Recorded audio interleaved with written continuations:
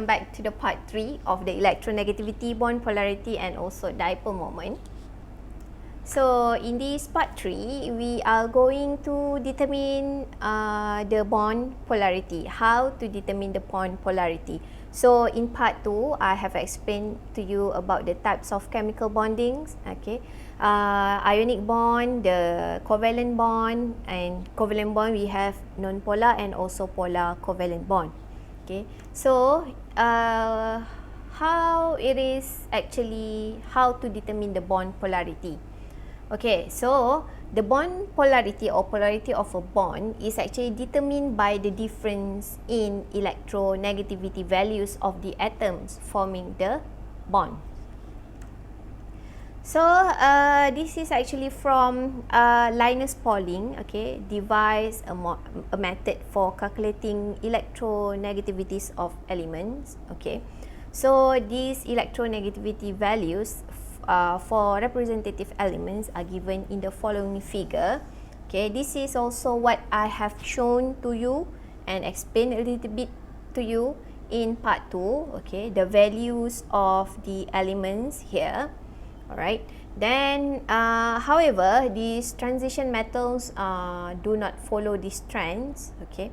So we focus more on the S and also P groups, okay, compared to the D group, okay.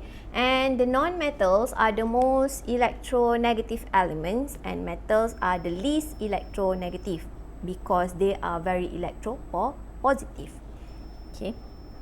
Right.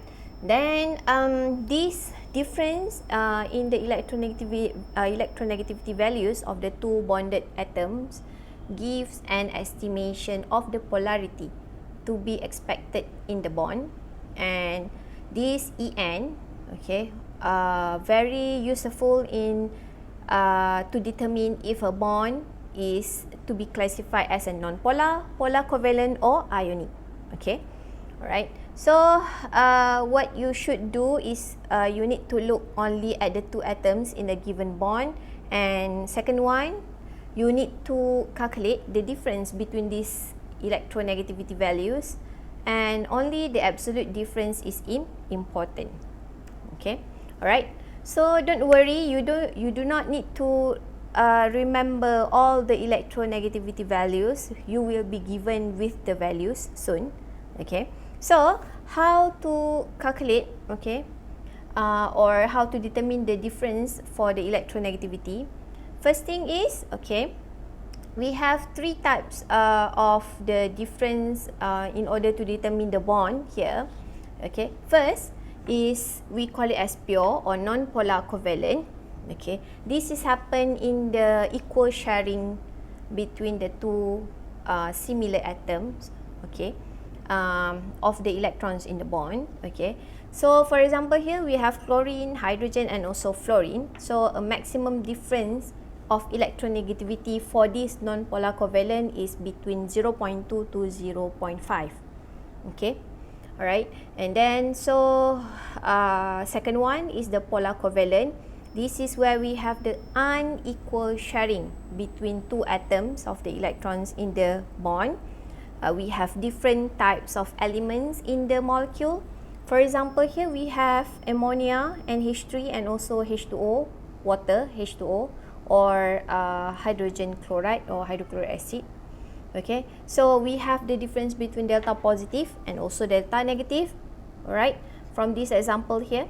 And difference must be less than 1.6. Okay, and third one, this is the ionic bond, okay, complete transfer of electron between metal and non-metal, okay, of the electrons in the bond.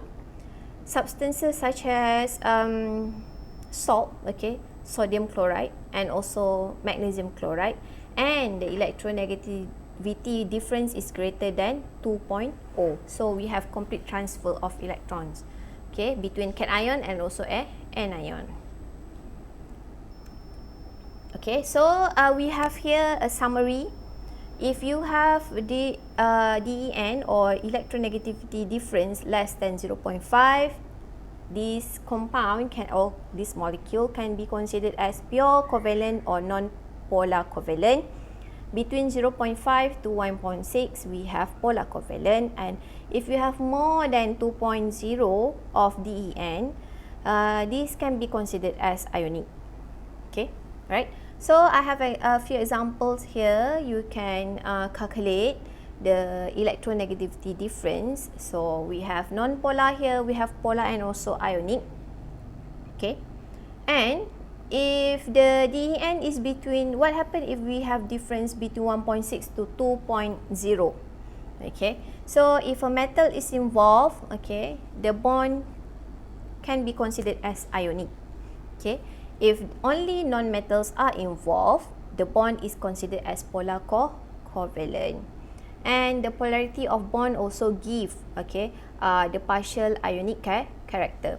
Alright, so another example, other than you can write it down as delta positive and delta negative, okay, you can write it down this kind of symbol.